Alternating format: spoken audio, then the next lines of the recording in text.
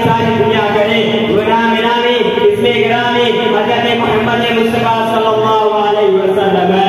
सच है वरफ़अना लका ज़िक्रक, क्या मेरे महबूब हमने तुम्हारे जिक्र को बुलंद कर दिया।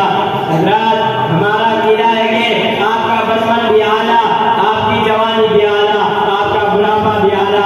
जी हाँ, क्योंकि आज तक किसी माँ ने ऐसा लाल जला ही नहीं जो आपके बचपन का, आपकी जवानी का, आपके बुढ़ापे का मुकाबला कर सके।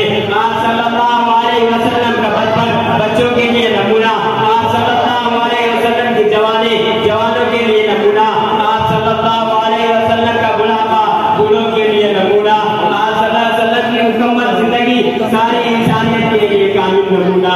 हकीकत है लक़द कान लकुम फ़ी रसूलिल्लाहि उस्वतुन हसना। इन बातों पर मैं अपनी गुफ्तगू मुकम्मल करता हूँ इस शेर के साथ। खुदाना है सुबुल फतुर रसूल मौलाए कुल जिसने, खुदाना है सुबुल फतुर रसूल मौलाए कुल जिसने, गुबारे को बख्शा फिरोगे वादिए सीना, निगाहे इश्क व हंसी में वही अव्वल वही आखिर, वही कुरान वही यासीन वही सा।